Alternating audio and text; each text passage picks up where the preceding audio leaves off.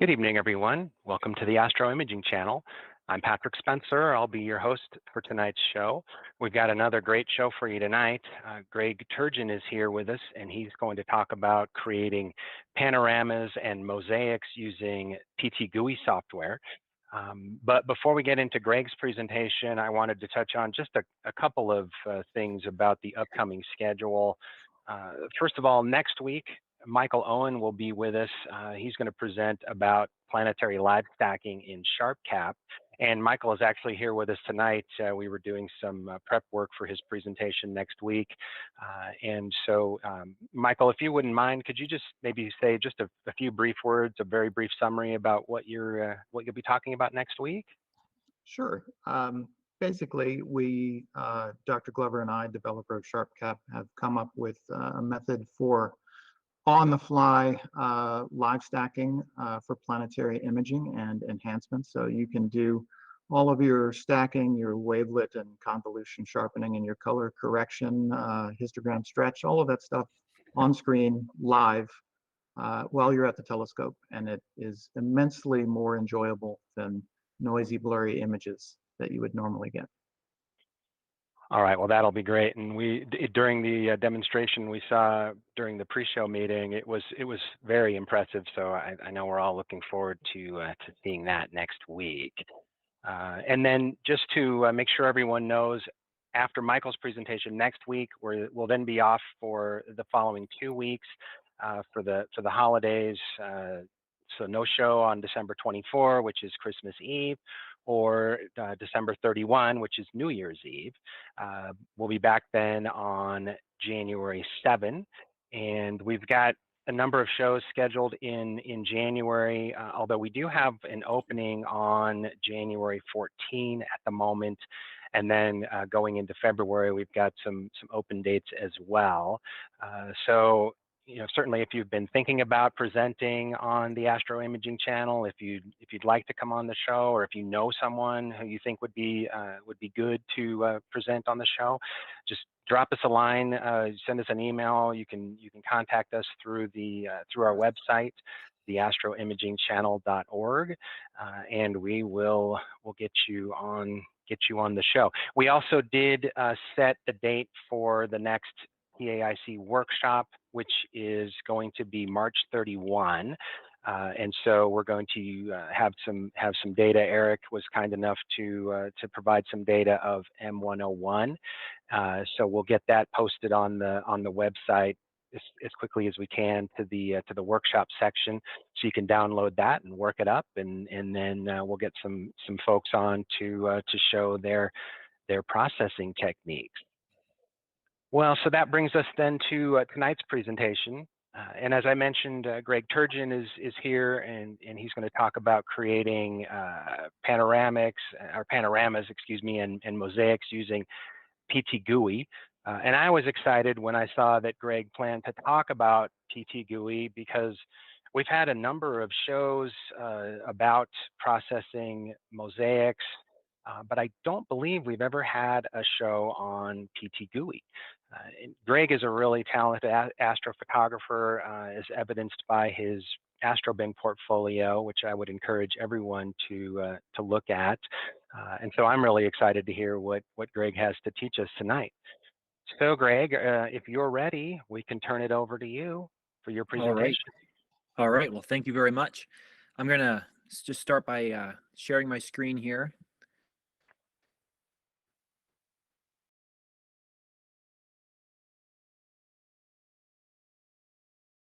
All right. Can you see that okay? Yes. Okay, perfect.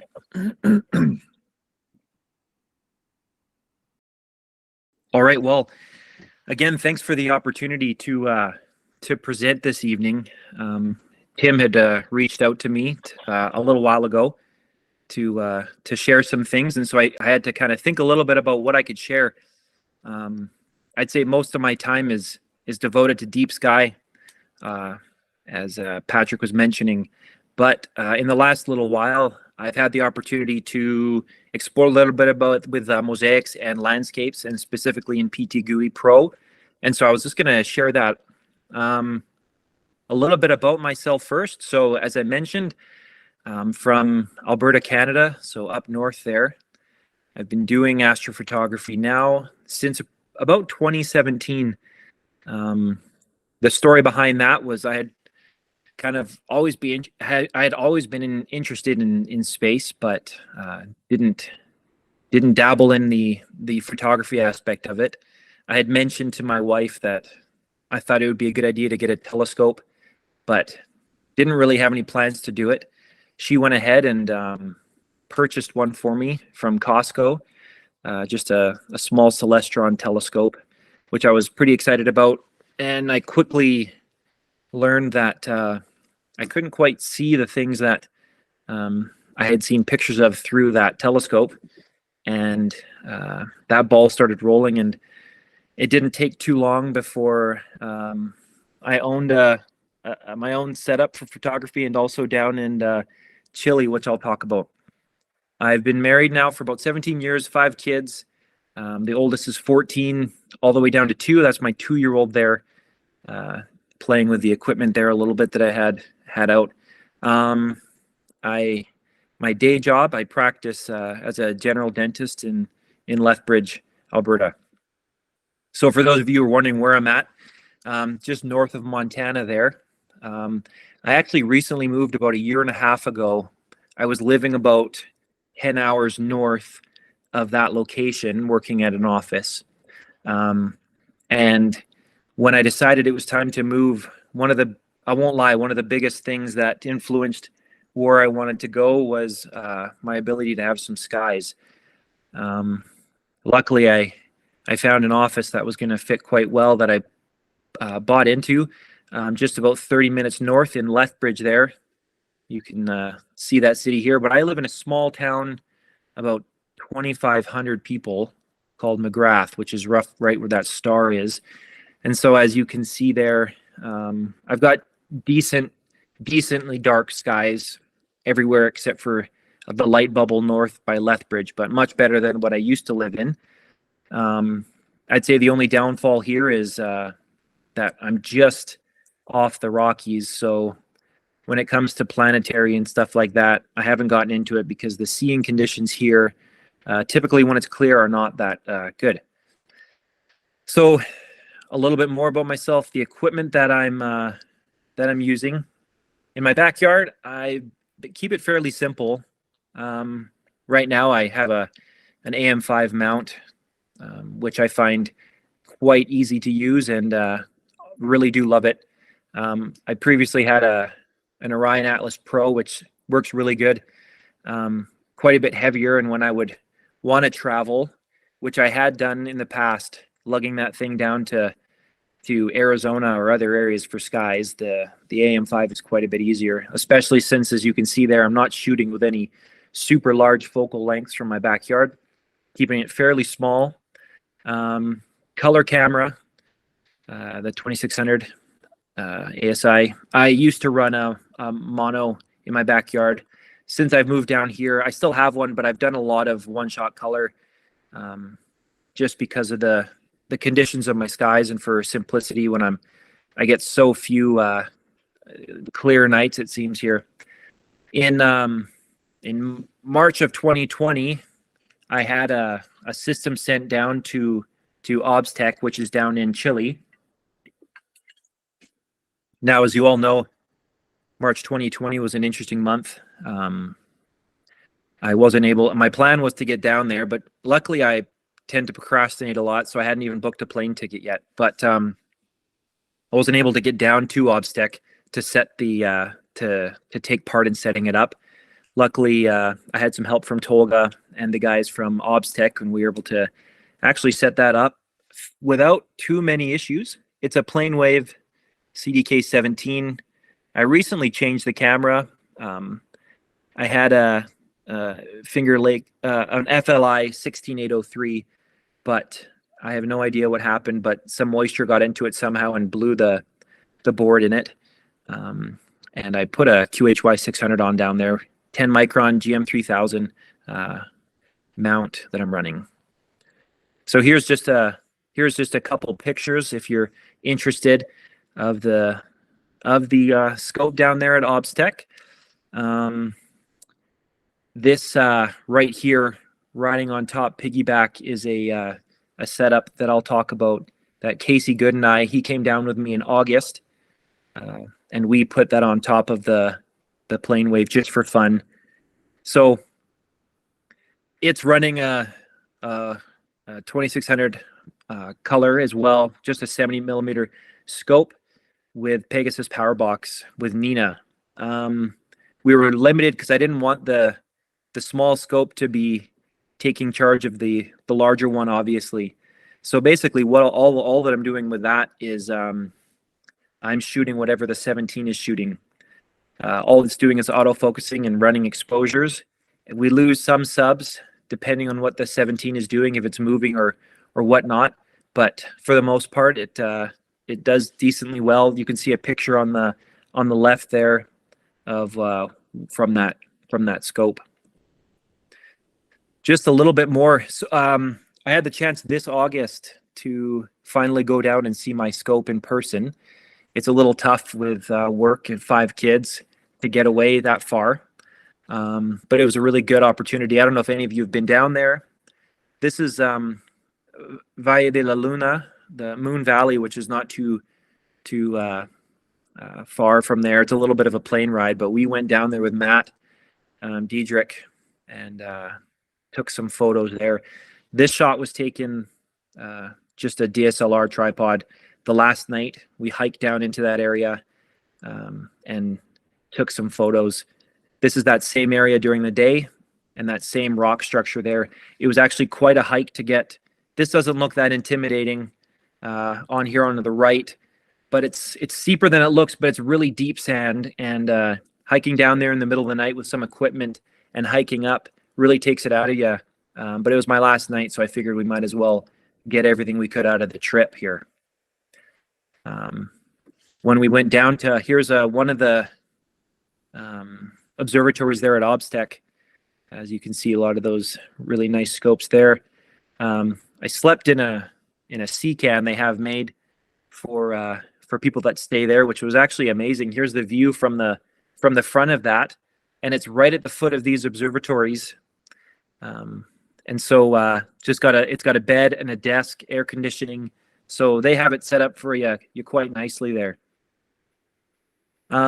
Here's some shots that I have taken with that CDK 17 from down at in Chile. Just to give you a little look at that. Here's a few that I've just done from the backyard. So you can see mostly I shoot with my one-shot color down here so far. Living up in Canada gives me the unique opportunity to have a little bit more exposure to the northern lights.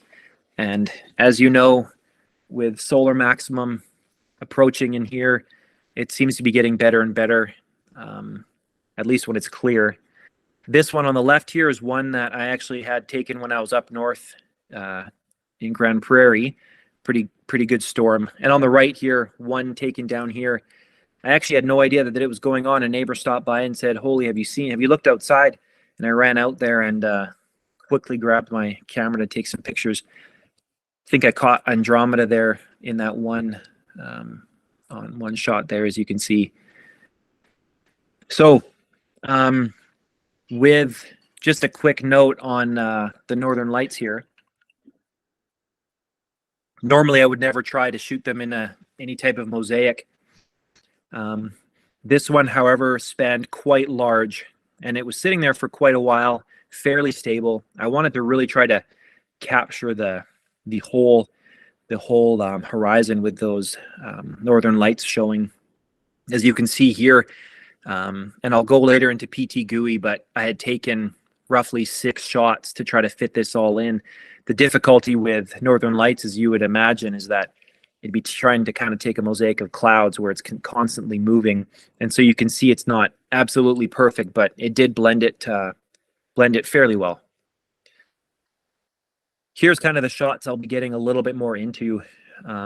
We were staying at, after OBSTech, we flew north about 45 minutes where the workshop was with Matt, and San Pedro de Atacama in Chile. Here we found an area just north of the city and decided to go out and I tried to get a full dome shot. Here you can see one person that was there with me, our vehicle, and someone else that was shooting there. It was just the two of us. This was just done with my Nikon, a little bit of an older D5300, 14 millimeter lens. Probably, I'll go into it, but probably around 40 to 50 exposures. Just a simple non-tracking tripod ball head. And honestly, I think that's some of the times I enjoy the most. You could see the glare off the shine off the mountain here, or the larger hill, as there was a stadium inside the city that had something going on, so it was getting quite bright. But we timed it quite well with the Milky Way core directly overhead. I wish I could be under those skies more often. In all reality, when I've never seen a Milky Way brighter than when we were at OBSTEC. Casey and I sat under, looked up, and you could literally see some fairly good details with the core directly above you. It was that alone was worth the trip. Here's another shot that I took while we were staying there. Same DSLR camera as my Astro camera, was doing other things. This one was done with a 40 millimeter lens. These were 60-second tracked exposures, and I actually just ended up freehanding this, which I'll explain it to you in a little bit here. Here's another little fun project that I decided to work on here in my backyard. The 12-panel mosaic, which I'll also explain, shot with a 135 millimeter lens. Each panel was about 20 exposures of about 300 seconds, so it came out to be about 20 hours worth of data. Now I stacked and calibrated in PixInsight each panel. This was kind of an experiment to see what I could do with deep sky versus landscape or wide field. So I decided to stack it in PixInsight, calibrate it. I did some editing to those panels, but kept them fairly simple. And then I moved over into PTGui and stitched it, and then did some more editing. Now, normally I would have done any mosaics of deep sky I've done in, there's a lot of really good software has been already spoken about on this channel. But I really wanted to see what I could do with PTGui. Going back to that, this was a 9-panel that I shot down in Chile while I was there traveling with a Red Cat, the 2600 on the AM5 mount, and with the ASI Air. Now this one, I believe I did do it in PixInsight, the stitching of the mosaic. I believe I also tried it in PTGui, and it actually came out fairly close. Here's just a little bit of a closer shot of that mosaic there. You can see quite a few deep sky objects. So I'll discuss each of these types of large mosaics and some of the steps involved. Like I said, a lot's been spoken about mosaics in different programs. And so I didn't know if I could really add too much to that, or really add too much to deep sky objects on here, as we've got a lot of heavy hitters that have already explained a lot of that stuff. But I'll do the best that I can here. This was just in that valley there, that sand that I was talking about. It honestly felt, when we were there, if you ever get a chance to go, I highly recommend it. But it really honestly feels like you're on Mars, just the landscape and everything that you can see there. Okay, so I want to just start here with a moderate size mosaic shot in just a single night. So explaining the landscape here, this was just outside of the lodge that we were staying at with Matt and Casey and a handful of others at a workshop. And it was the last evening, and I was trying to think of a few more things that I could possibly shoot. And I saw the setting portion of the southern Milky Way arm with the crescent moon starting to set. So I thought maybe I'll try my hand at catching both of those things in one exposure. So why I chose the 40 millimeter Sigma here versus I had the 14 millimeter wide field the wide view lens, I found enough of a difference in the obviously the resolution that I wanted to give it a try. Tracking was necessary in this sense, as I really couldn't shoot at 40 with a 40 millimeter lens and not have star trails, which would bug me there.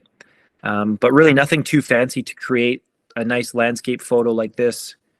I personally prefer a mosaic method if I'm trying to take a landscape photo. I'll show it in the next slide, but as I've tried doing it with just a simple 14 millimeter, in some people's hands it might be better, but I found myself personally, I struggled with the look of stars in those shots. Even stacking hours and hours, obviously, no amount of integration will improve your star shapes if they're not ideal in each of those subs. I did a rough polar alignment while I was there. I'll tell you, if you've been down southern hemisphere trying to polar align and octans, I don't know if anybody here has done that, but shout out to those that live in the southern hemisphere. It's a lot more difficult to see than Polaris. And so I ended up actually, when I was using, for this shot, I just used a simple sky tracker mount, but I just used an app on my phone that would kind of show me where I was pointing at the sky, and held it up to my tracker so I could get a rough idea. And that seemed to be relatively good enough for this focal length. I eyeballed the layout of the mosaic, as I'll show you in a little bit here. And this is what I was kind of speaking of before. These are some shots from Marfa, Texas, that I went to a couple years ago, again with Casey Good. We went out and shot, which was really good, amazing skies. I did find that I'd have issues with that 14 millimeter lens with the stars. So even though the pictures seemed nice, I still just wanted to try to improve that. Now, of course, it depends on your camera. My D5300 is a little bit older. There's a lot nicer ones out there now. And what lens you have in f-stop, etc.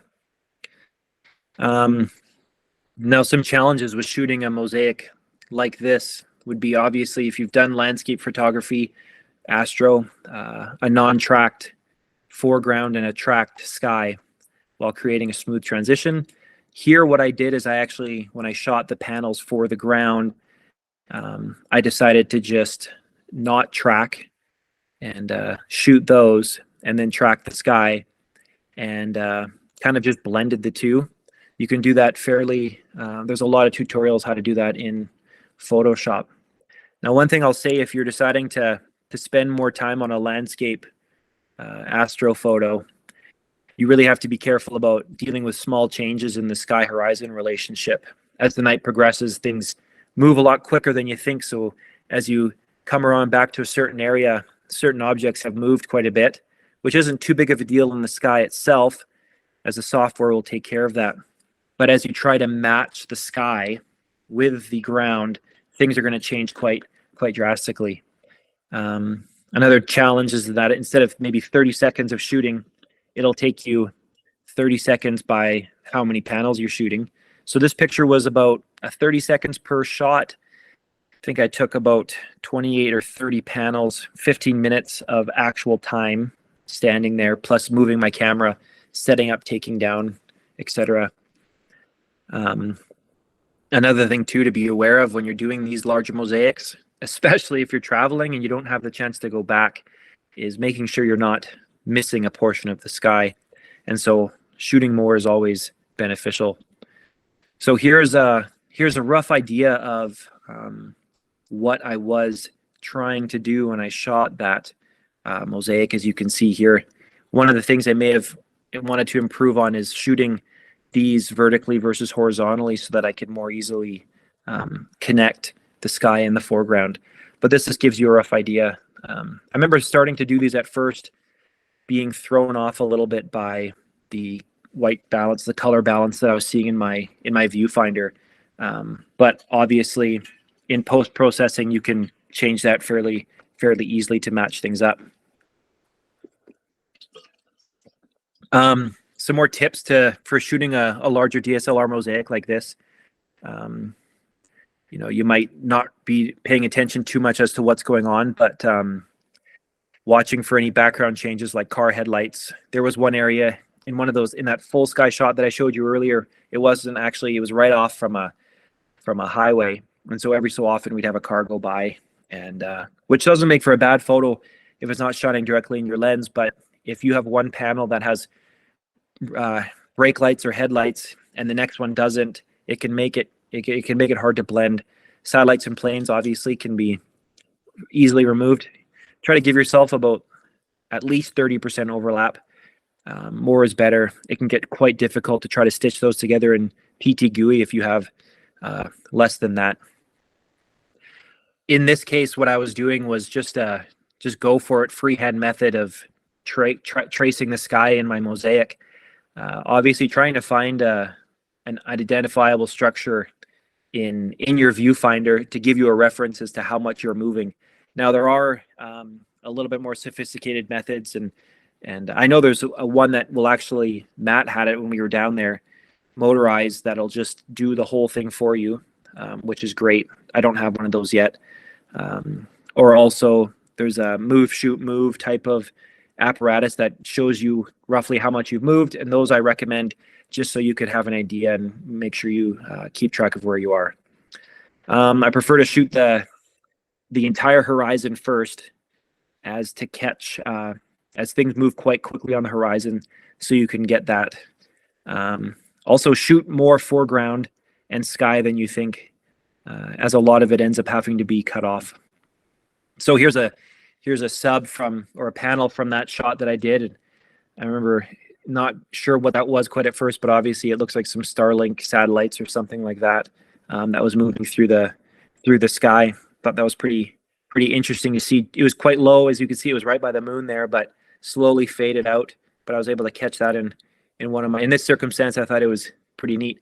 So what I would do first, for doing a mosaic like this, for essentially everyone with a DSLR, I do a few things, which would be lens correction, color correction, noise correction, and I'll demonstrate that a little bit here.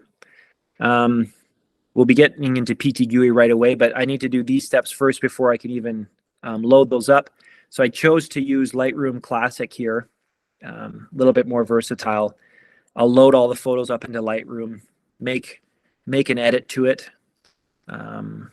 Basically what I'm trying to edit on these is just on the side, you'll see lens correction, to remove aberration, and profile corrections for the lens, and it'll be able to detect what lens you're using and make those simple changes for you.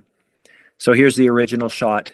Here's the white balance correction, but with no lens correction, and then with the lens correction, so you can kind of see that vignetting and the star shapes slightly improve there. It does recognize your camera and your lens, so that's quite helpful. Another thing I might do to some of the subs before I put it into PTGui is to just throw it into Photoshop and remove something like this. You don't necessarily have to. You can keep it in your frame. However, it can make stitching some things difficult since it's in one frame and not any of the others. One thing that makes it easy here too is to just right click and copy the settings that you've done for one photo, and then select all of those and apply that to all of your photos. Another interesting feature that we discovered in Lightroom Classic here is this noise reduction denoise AI. And so what that'll do is it'll quickly kind of help reduce a little bit of noise in your DSLR shot, as you're not stacking these for noise reduction. I ran about a 50% denoise on this. Might not be needed in such a large mosaic, but I found it worked fairly well. I think it took roughly 20 seconds to run. This is the only feature though that you can't copy paste to all of the subs. At least I couldn't figure out how to do that. So you'd have to do it to each individual.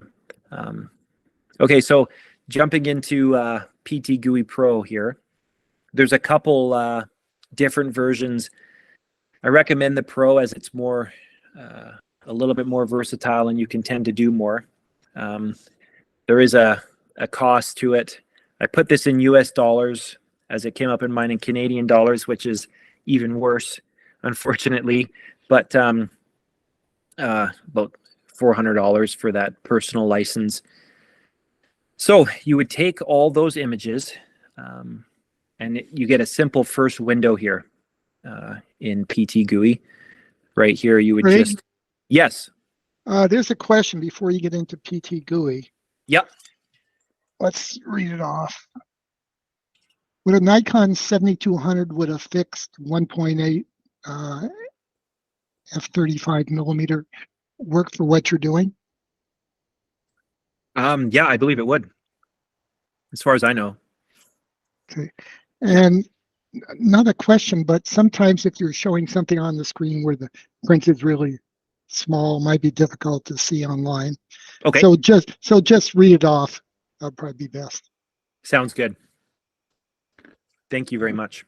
Thanks. And so here, this is the panel that will come up when you, and I'll go through an actual demonstration of using this. But you simply just load your images by pressing that one button by the number 1 there. What'll happen is then it'll give you a lineup of all those images that are part of the mosaic here. You can adjust, if you know that certain ones need to be adjusted with their rotation, this first red arrow is just pointing to a rotation adjustment here. As you can see in number 2, it has kind of detected what lens I used and the crop factor given my camera. Okay, so I throw that in. It honestly, to get to this point, probably took, and I'll show you after, but it's maybe 15 seconds. You'll often get a window like this that'll say, and I know you can't read that, but it'll say that PTGui's analyzed your images but was not able to match all of them. As you can see, there's some missing here, and obviously this portion right here in the middle is not in place. It says to align all images, you will need to add a few control points manually, which I'll go into, which is fairly straightforward. But a lot of times I won't jump right into adding control points. I'll just see what I can get done without it. And so this is just a quick demonstration of once the images have been roughly aligned, and here's all the panels.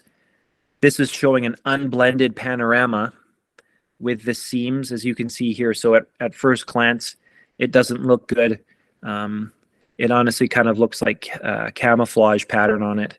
But after you show the blended panorama, it does give you a much nicer image there at first. Now, you can choose what type of shape you want your projection.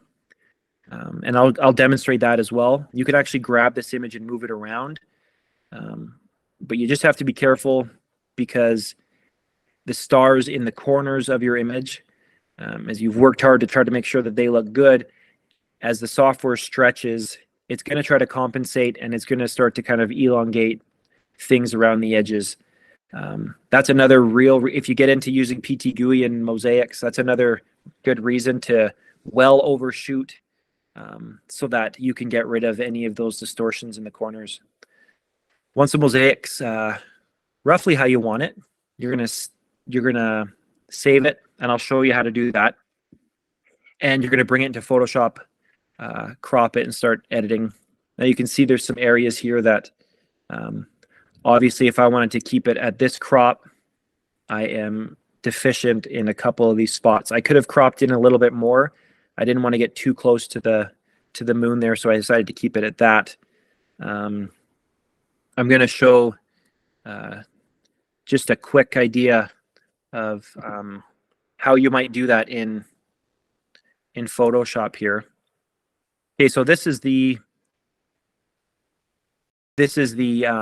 mosaic that I've brought now into Photoshop. So I'm just going to go ahead here and crop roughly most of that dark out there. so that it's not in the image anymore. And I'll probably roughly leave it maybe something like that. Now, as you can see here, still have some dark areas. Now, fortunately, it's not in an area where there's too much going on in the sky, and the ground's fairly easy to do. But just quickly, for those of you that may not do Photoshop much or may not know, but I assume a lot of you do, I will just use the lasso tool here. I will roughly grab the area that I want to fill. I'm going up to edit here, and I'm going to use content aware fill, and it's going to bring that up. The green portion of that is what it's using to generate the fill here. Now, I don't want it to be using anything that might be questionable, so I'm actually going to remove anything there right on the horizon and anything there. And fairly quickly, it's going to fill that area up. I'm going to be okay with that portion there. Now you're going to have to go back down to, if you need to do one more area, you're going to have to merge that down and deselect that region. I'm just going up to deselect here. Quickly, I'm just going to do this one last area. Now, like I said, you're not really going to catch me doing this on deep sky object areas because there's just too much going on, and I don't want to really create something that's not there, obviously. But in a landscape photo like this that I'm just trying to fill in, I don't have too much of a problem with it. I don't want to catch any Milky Way or really any glow from the moon there. So I'm going to roughly give that and see how that goes.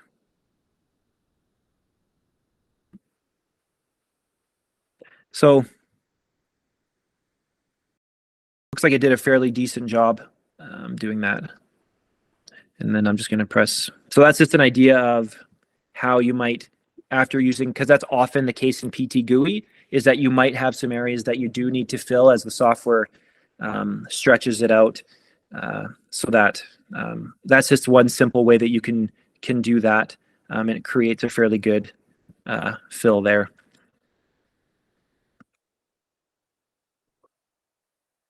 Okay, so gaps filled, photo still unedited. Some things I'd want to do to this still would be background, balancing the background color, maybe some star shrinking to improve those stars, some noise reduction, lighten up that foreground. One thing I really do like to do if I have some Milky Way shots is running dark structure enhance in PixInsight to help to bring out those dust lanes in the Milky Way there a little bit more. Okay, another shot here, getting a little bit more deeper into the sky. So one of our last nights there, a good problem to have, but I actually started running out of things that I wanted to shoot. We had been there for 10 nights roughly, and we got extremely lucky and every night was clear. And so we were just shooting away constantly. So I decided to try my hand at just using my on a track tripod, using a simple sky tracker, my DSLR, and the Sigma 40mm lens. I decided to try to just capture the Milky Way from horizon to horizon here. Okay, so I'm going to jump now again out into PTGui so you can have a better idea of how you might do something like stitching that together. So in PTGui Pro at the top of the screen here, I'm going to go into new project. Same window that I had shown you earlier will pop up with load images. Now, I had already ran through these images in Lightroom and done a few simple edits to them so that they would blend a little bit better. And this will just give you a rough idea of how long this takes to put things together, which is kind of the nice feature about it, is that it's relatively quick. So you can see here it recognized, it says here 40 millimeter rectangular. I'm going to tell it to align images, and you can see kind of what might come up first.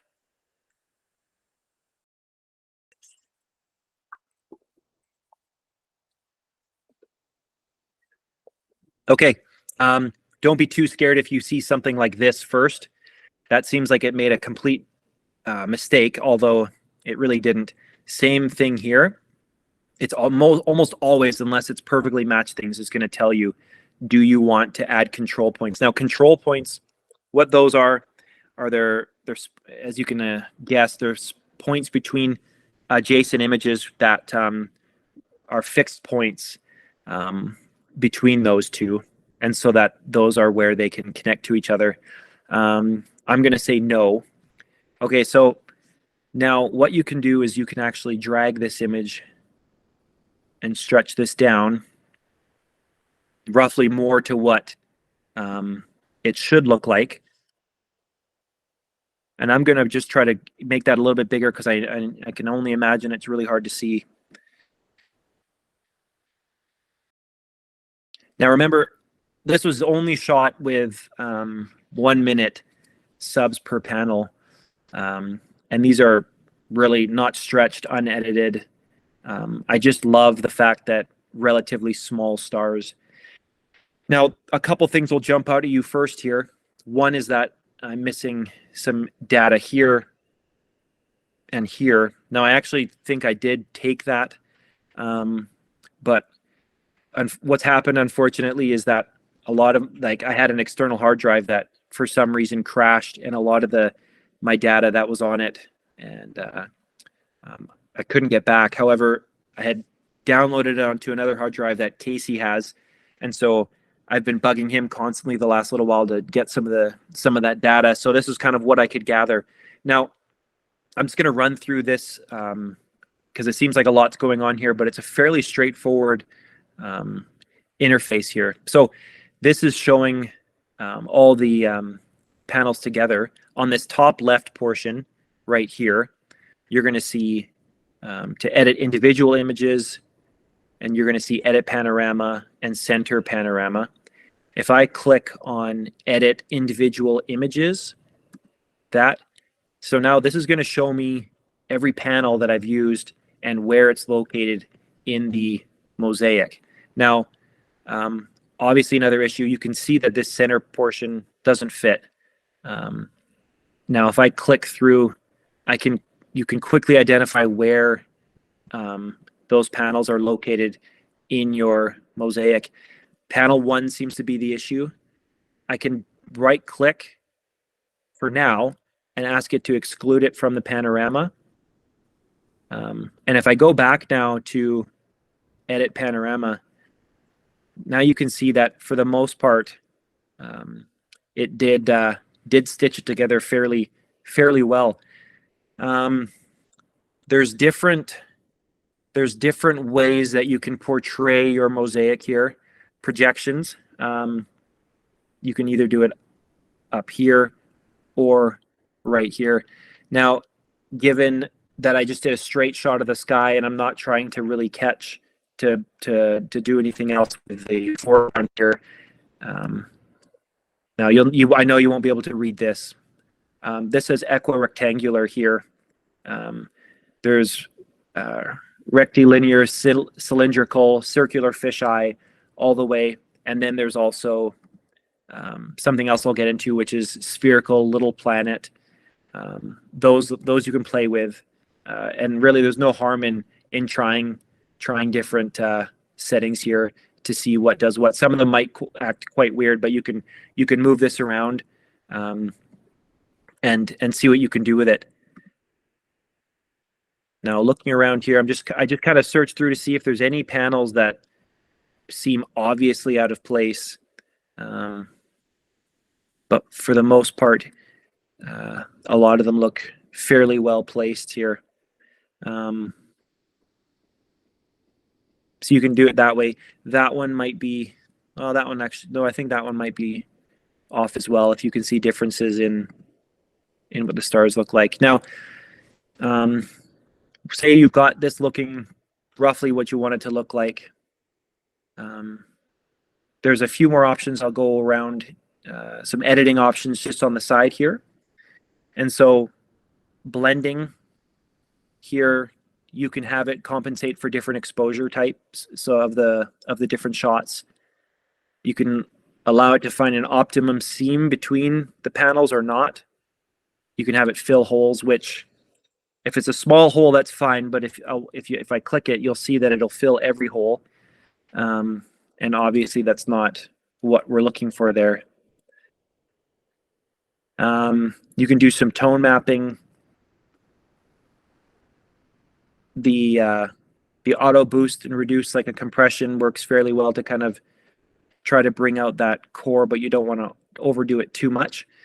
Once you're done that, if I go up to project, initialize and optimize up here, what it's going to do is put it together kind of the best way it can. This window will pop up and it'll say that it says the optimizer has optimized your panorama and returned the following results. Essentially what it's explaining is how well are those control points put together in this. And if it's a fairly simple, you shot it fairly simple, it usually comes up as fairly good. It makes the necessary changes. It might kind of change the shape of it a little bit again for you. But yeah, then you can just go to project up here, create panorama. And so it's going to stitch this panorama together for you. I'm going to let it run just to give you an idea of roughly how long it takes, which really isn't that long. Greg, is this a Mac and a PC program? Yeah, it is. Yeah, so you can run it on either, I believe. So that took maybe 30 seconds, and you'll find it in the output folder. You'll find it in the folder where all the source images came from. So at first I was kind of curious as to where this was put. But if you go back into that, you'll be able to find it in the folder where you grabbed them from. I'm just going to give you a quick idea as to, I know I'm kind of running out of, well, a little bit running out of time here, but I'm going to give you an idea as to how control points might work quickly here. This is something that at first seems a little bit intimidating, seems like a lot's going on, but it's honestly fairly straightforward. It requires a sharp eye sometimes. So this is a different mosaic that's that Cepheus mosaic here. But what I'll show you is there's two portions to the screen. So you can look at two different panels at a time. And what's essentially happening is if the number here, you'll see all these panels. If the number here is green, those are the connected panels. So you can't expect the panel to be connected to all of them, obviously, but with this 4x3 mosaic that I did, these are the ones I want it to be connected to. So if I click on one and I click on two, you can see here that these are the connection points that it's created between these two panels here. So if you were wanting to add another, for some reason, another control point, what you would do is, and now I'm looking at the left-hand screen, you're going to try to find rather identifiable structures. I know it's really hard to see on this presentation, so bear with me, but if I go to a roughly brighter star here, now if you hold down your cursor, you can move pixel by pixel to really hone in on one. And then once I let that go, it's going to do its thing and run over to the second panel, and it's going to try its best to guess where it would be. Oftentimes, you have to kind of encourage it a little bit, but now you've got these two new control points.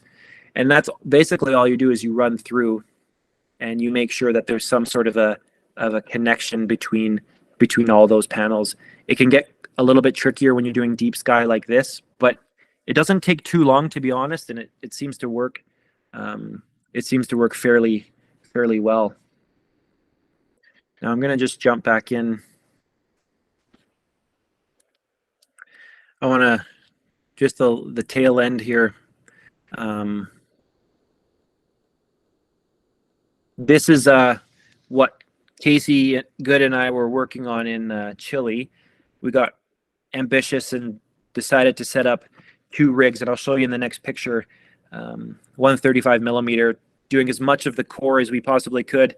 I think this was after one night, and this was, I think this was only one, I want to say this was maybe 1 or 3 300-second subs per panel.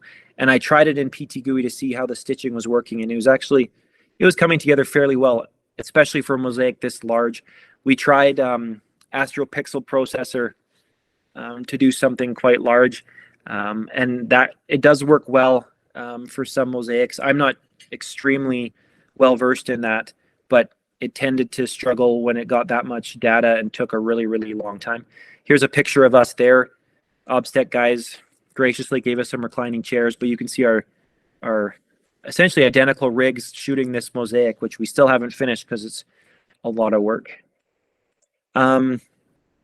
Shooting and planning a multi-night mosaic with this, as I showed you. I planned this mosaic in the backyard with the ASI Air, which I recently got, which I've really found to enjoy quite a bit. When I'm doing a shot like this, I'm prioritizing the highest positions. I know that's pretty basic with mosaics, but sometimes we forget to think about that.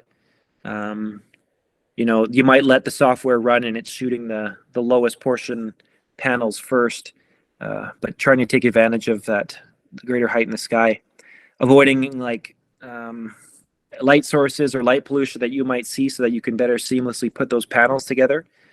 Adjusting your f-stop if possible. One thing I will recommend, and it seems pretty obvious, but maybe for some beginners out there that are looking at doing mosaics like this, is being really careful about your focusing and not letting it get a little bit sloppy from panel to panel, as it'll be very, very noticeable. One thing too is, you know, we shot that while traveling. Make sure to, if it's multi-night, check your progress, see how things are coming together, if it's working or not. You'd hate to kind of spend a few nights while, say, in Chile or somewhere far away and it not actually working out for you.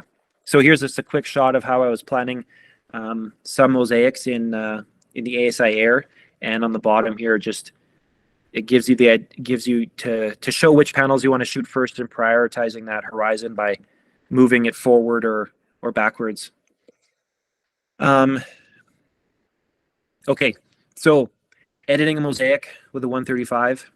Now, I know this goes against a lot of what I believe when it comes to stretching and deep sky objects, but I wanted to give it a try.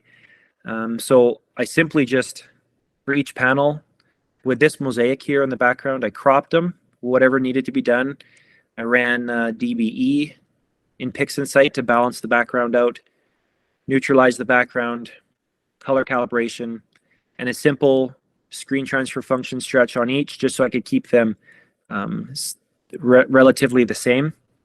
Remove the green if you feel it's necessary. I saved those images, now all of those, as TIFF files. So I will say a downside to PTGui, and that question might arise, is can you do it with linear or images, which would be ideal. I haven't found a way that works quite well yet, and so that's a downside. So you're throwing those in stretched, unfortunately, but and I saved those as TIFF files because that's what it uses. I might use Gradient Exterminator also to even out those backgrounds, and then PTGui can compensate for any differences. I input those master panels into it, and it helps greatly to have a layout of what panel is what. So here's an example of what that Cepheus mosaic looked like when I put it into PTGui. After doing the control points, it actually came together fairly well and fairly even. this is just giving you an idea. I honestly started to lose track when I was trying to stitch those panels together as to what was what. And so knowing what frame and just giving it a number helps you keep track of where you are. Pay attention to here. It gets a little tricky when you're stitching deep sky, because obviously the way the night sky is and the way you're shooting it, it's not going to put them perfectly stacked with straight lines on top of each other. Because of where you are in the sky, there's going to be that change in rotation slightly. So keep that in mind when you're trying to stitch these together in PTGui.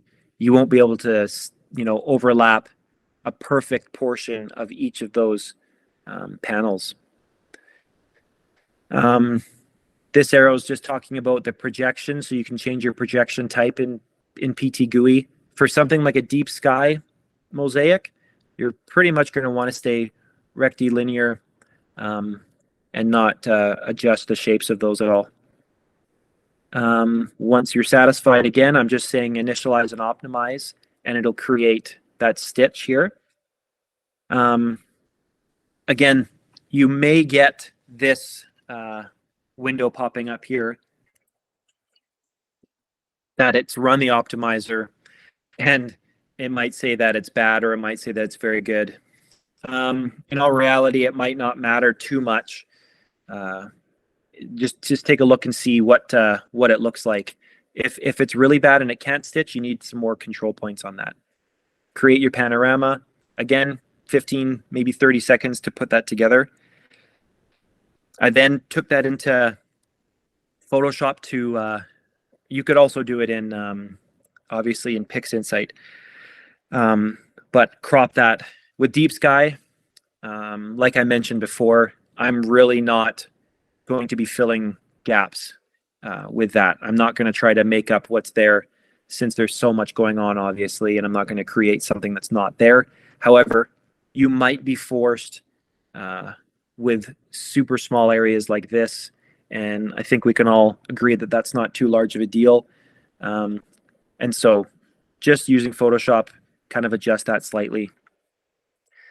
Now, on this, I'll run Noise Exterminator, Star Shrink, Russell Croman's tools that he's put out, which many of us are familiar with and that work quite well. So you can see the difference there, just running those two, shrinking those stars up a little bit. I might, in PixInsight and Photoshop, I will stretch, increase saturation, dark structure, enhance other things to give me this. So, I mean, for just stitching it in PTGui, running just for 20 hours from the backyard, I was fairly happy with it. I love the idea of just being able to see more of the sky and identify structures and what's going on there. In the last 5 minutes here, I'm going to just talk about full sky shots using PTGui. These were the ones that really got me into using that software. The software is really made for conventional photography, but it works quite well for these nightscapes like this. I've got some names listed of some individuals, and I know I've missed some, but these individuals stand out to me.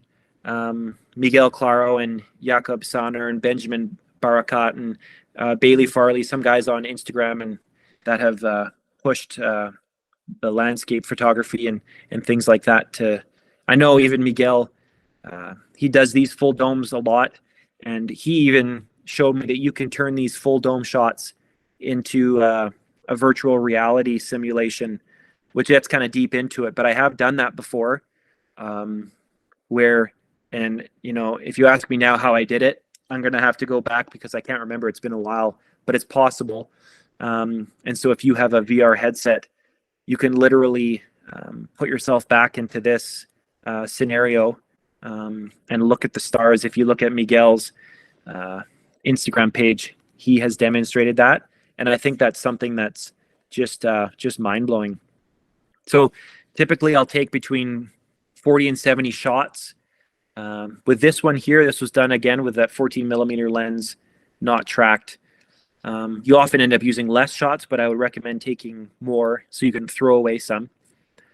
And honestly, this is probably one of my favorite times out shooting. You know, I love my remote observatory for getting things I can't get here, but I still prefer being out under the sky. And just doing this where you have that time moving around, shooting the entire sky and just looking around and being out in the under this beautiful sky is really what makes it worth it. Unless, of course, you're up in doing it in Canada and it's minus 25, which I've done. This is just one that I did kind of under poor light pollution conditions, but I was just trying to get used to the full dome shots here. So I drove out of town. You can see my vehicle parked here. My then probably 10-year-old son was hanging out in there while I tried to shoot the winter sky. Quite a bit of light pollution will diminish these full dome shots. And the snow definitely doesn't help at all because it really lights up everything. But it was just a cool perspective. So same as before with those with this dome shot, I'll load up all my subs into Lightroom or whatever you use, edit all of those. And I'm going to give you a quick example to wrap up as what that dome shot may look like. Now I apologize. Again, this is one of those where I was trying to find all the data that I needed to put this shot together, and I just put it together today. But it gives you an idea of an almost completed shot. And so what I did here, same as before, loaded those in. You can see kind of roughly where those panels are. Now up here, this is handy to know again, if there's some panels that are completely off, and I did it before, but you can just exclude those from the panorama. And if you want to try to add them later, you can do that. Now to get this projection here, I'm actually using something called, I know you can't read this, but it's called Little Planet 300-degree stereographic. So I'll pick that. With that, you can do quite a bit, and I'll quickly show you here. This gives you the full dome, or you can kind of grab and play with this a little bit to create a different type of look where you can actually completely flip it the other way around. And I'll show you here. I'm going to back out a little bit so you can see that. Now again, this is going to push the limits of those stars that you have in your field. These are some missing areas. So you're gonna see some poor quality stars. However, it's definitely going to give you a different perspective. And if you do the shot right, you can create quite a unique piece. But once it's all done, same as before, just stitch it together, create it, export it, make some changes like you would the other ones. And in all reality, I think this is when we were out in Chile again, as you can see by the sky here. This is not a sky that I would have here. But I think this shot maybe took me half an hour to shoot, and then and that was about it.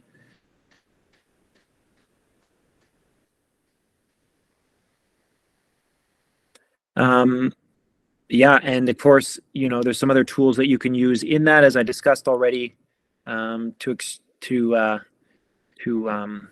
play with the exposure and other settings. Honestly, I don't do a ton of editing of the actual mosaic in this, but it works okay. But most of that is done in other programs. All right, that's about all I have for this. I appreciate you listening. Hopefully it wasn't too basic and we didn't fly through it too quickly. But if you have any questions about doing any of this, there's my email there, my Instagram, G_Turgeon_Astro, and my Astro bin is just G Turgeon. So thank you very much. I appreciate your time. Greg, there was a question. Mm-hmm. Marsha asked, wondering if Greg can summarize how this is better than just doing it in Photoshop and merging images. I mean, I don't want to say it seems like this is much more complex, especially the way it takes irregular lines and stitches them together, so you can't really see where the edges are. Right. Yes. That's a good, I'll go back here. Now you can roughly see, I guess, to try to answer that question, if you're really good at stitching piece by piece in Photoshop, I mean, honestly, that'll probably work better for you. I found for doing, you know, a larger mosaic, it just seemed to work a little bit faster in my hands, and I could, you know, once you get used to it, just like Photoshop might seem complicated, it actually ends up being not too complicated. Now, putting those together, like the control points, you can actually, if you go to the control points tab, we'll go here. You can see the, you know, you can, I see what you're saying when you can't really put them together. So that's tricky.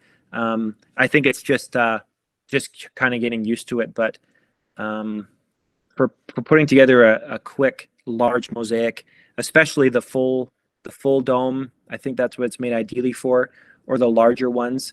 It seems to work fairly well.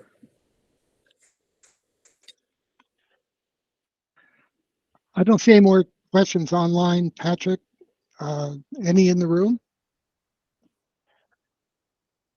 Greg, I was wondering, and maybe you touched on it and I just missed it, but you mentioned using a star tracker for some of these.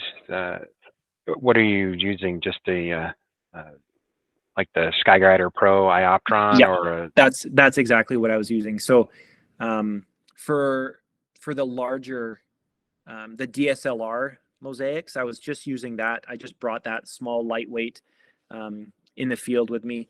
When I did the deep sky mosaic, like the one here, that was all done on the obviously on the AM5 mount. But yeah, just a sky tracker. and you showed, there was a slide you were showing creating mosaics with the ASI Air. Yep. Was that those screens? Is that software that's is that built into the ASI Air, or is that something you add on? No, it's that is built into the ASI Air, and so yeah, this is just this is all part of that ASI Air software, and so you can plan out a mosaic, and then you have these panels here that you can, you know, on the X and Y axis, how many panels you want, how much overlap, and then you can just move it around throughout the sky and seeing if you have enough, if you feel like it's going to cover enough of the area you want or not, and add it to the plan. It'll then bring it into an area somewhat like this, and it'll show you each one of the panels and, you know, at what point in the sky it'll be as you as it's being shot. But yeah, that's all part of it. Interesting. I had looked at the ASI Air a while back. It's been a couple of years. I think they've had a couple of iterations since then. So it looks like some of the internal software has gotten Yeah, more advanced over the last couple of years. yeah, I had one a couple of years ago too, and then recently got a new one, and you know, I find it streamlines things quite well. I know we had the mosaic planned out in the ASI Air, and so you can essentially copy and paste the coordinates of the mosaic, and so Casey did that, sent that file to me, and then I could just put it in it, and so it had the exact same mosaic on mine as it did his, so we were shooting the same panels and the same everything. Interesting. Well, that makes, I guess it makes it easier to have like a little team, tag team approach on your Yeah, on your night shooting, right? it worked really, really well for that. Yeah. Greg, how dark are the skies where you are? So this in the town that I'm in is probably Bortle 3, and then I'm looking out. I'm looking about maybe a 5-minute drive is a Bortle 2. So it's good. They're they're pretty good. And so I know that's one of the benefits I have to maybe collecting quite a bit of dust in some of the shots, is that my and not dealing so much with battling the light pollution. It's this town has quite bad street lights, which makes great for this, and it really helps with shooting.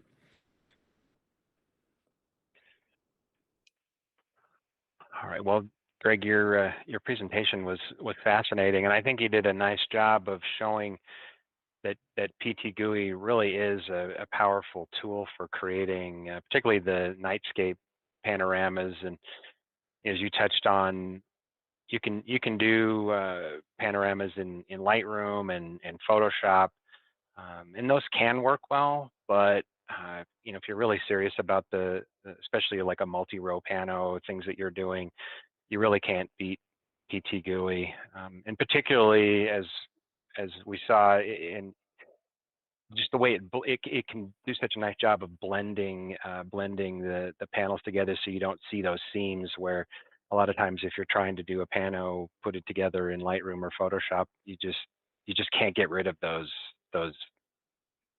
Yeah. variations, because you're always going to have some level of difference in the sky brightness, you know, as you're shooting across the sky and over hours. And so yeah It you know, seems like, I'm sorry, it seems like they've done a very clever thing that if we use any kind of regular lines or straight lines, even curved lines, your eye picks that up real quickly. But those nice little irregular puzzle shaped overlaps, your eye won't pick that up. And if there is some transition there, it's just hard to spot. right. Yeah. It kind of takes your focus away from that. And, you know, like I kind of mentioned, you know, it's a tool that can be used in certain aspects, and it doesn't work for everything. I've got no affiliation with it. I just was thinking, like, what's a unique thing that maybe I could add that people hadn't heard of as much. And so it's a really good, it's a fun tool, you know. And one thing I noticed about Astro is, like, it can be hard for people that aren't in it to relate to what they're looking at, you know. And that seems to be why Milky Way and moon shots are so popular, but your 70-hour deep space object shot, people don't understand. And, you know, that's just not to say that you're doing it for other people's approval, of course not, but to help them relate. I really did like a full sky shot, and it helps them to see that Milky Way compared to the ground. And so that's kind of why I decided to try to at least learn it a little bit.